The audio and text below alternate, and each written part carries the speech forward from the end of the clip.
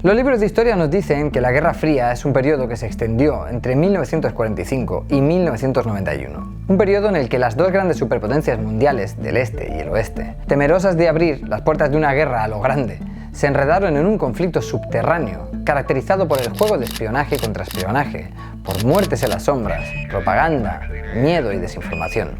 Un periodo que históricamente se considera que llegó a su fin con la disolución de la Unión Soviética, y que a la vez sirvió de validación para el modelo del Estado democrático liberal y del capitalismo occidental sobre el sistema comunista predominantemente oriental. Pero esta es la perspectiva occidental de la historia. Pero Rusia no vivió este proceso de la misma manera. El proyecto soviético tenía la aspiración de cambiar el mundo, y sin embargo, de aquello salió una Rusia humillada y superada por el dominio cultural americano y la continua expansión de la OTAN hacia su histórica órbita de influencia. Desde entonces, e incluso desde antes, Rusia ha venido reclamando más respeto en el tablero del orden mundial y ha denunciado siempre el papel de Estados Unidos como agente desestabilizador que está dedicado a aplastarlos en este tablero global.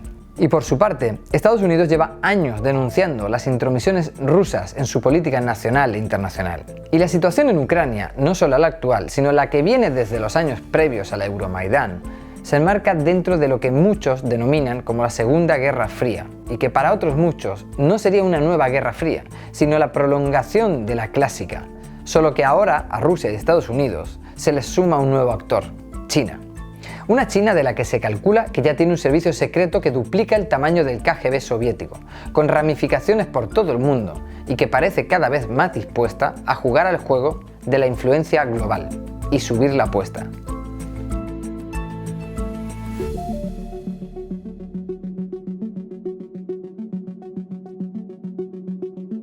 Algunos sitúan el inicio oficial de la Guerra Fría en la Conferencia de Yalta de 1945. Donde los aliados, victoriosos, básicamente dejaron al bloque de Europa del Este arrinconada bajo la creciente influencia soviética. Otros remontan el inicio a 1947, con la decisión de Estados Unidos de apoyar con armas los movimientos anticomunistas en Grecia y Turquía.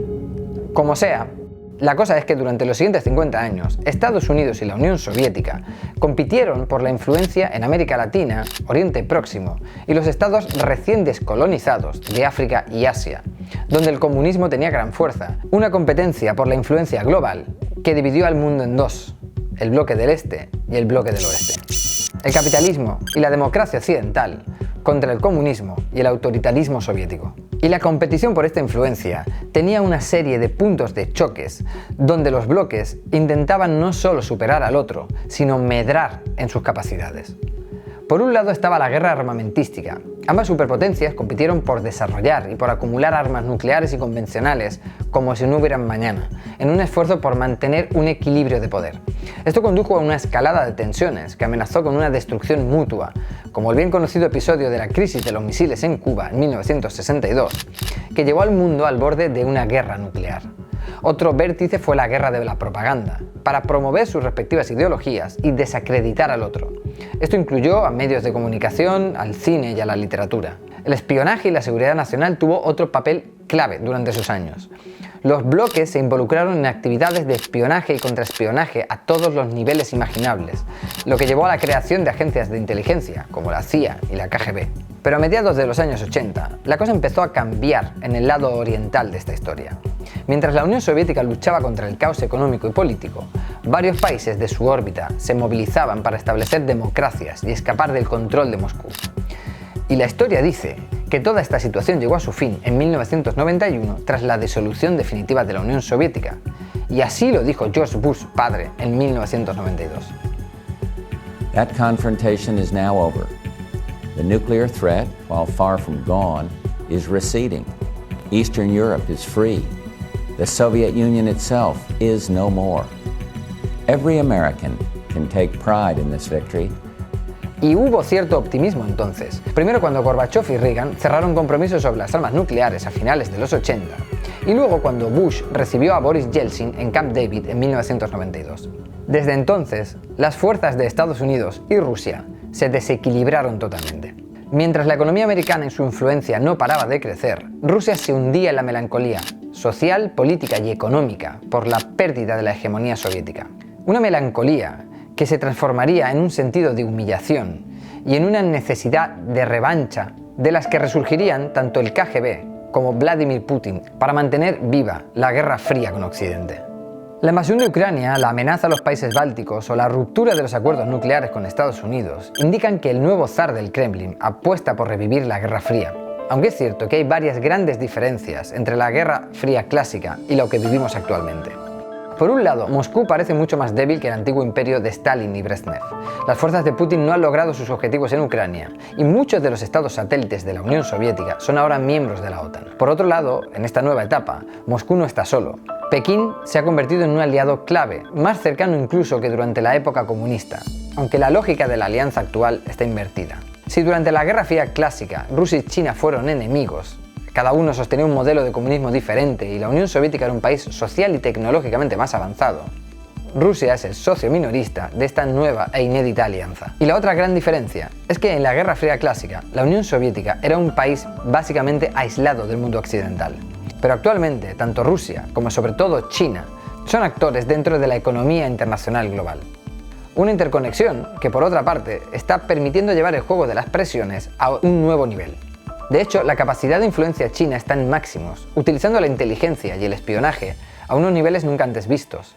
Entre las tácticas destaca la de fusionar empresas comerciales, aparentemente independientes, con el Ministerio de Seguridad del Estado, que es su principal servicio de inteligencia, y también utilizando tácticas más arcaicas, como la de reclutar y chantajear a ciudadanos chinos en el extranjero, y forzarles a cooperar con la inteligencia china.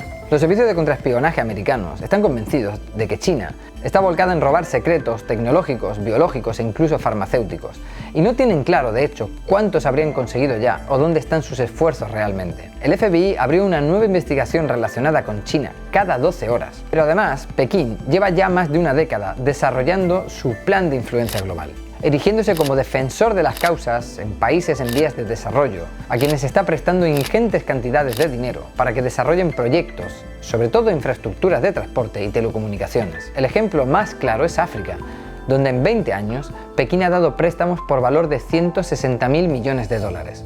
Y Rusia tampoco está quedándose fuera de juego en todo esto. Vital U.S. infrastructure, including the power grid, under cyber threat by Russian government hackers. Los hackers rusos son famosos por llevar años desestabilizando y poniendo contra las cuerdas a gobiernos, partidos políticos y empresas de medio mundo. Pero también son famosas las fuerzas paramilitares rusas, como el ya famoso grupo Wagner, que se mueven en países complejos, ayudando a desestabilizar zonas en conflicto. De hecho, Rusia ha reavivado sus antiguas alianzas con países centroafricanos. En los últimos años ha sostenido insurrecciones y golpes de Estado en África Central, con el único objetivo de erosionar la presencia de Estados Unidos y Europa en la región. Y luego, cómo no, está Estados Unidos. La gran potencia no se queda atrás y está jugando sus cartas. En el frente ruso presiona para que cada vez más países se unan a la OTAN. En el frente chino, Estados Unidos está presionando para que sus aliados occidentales no se dejen presionar por la tecnología del 5G china, mientras le hace de paraguas a la independiente Taiwán, siempre bajo amenaza de una posible invasión china.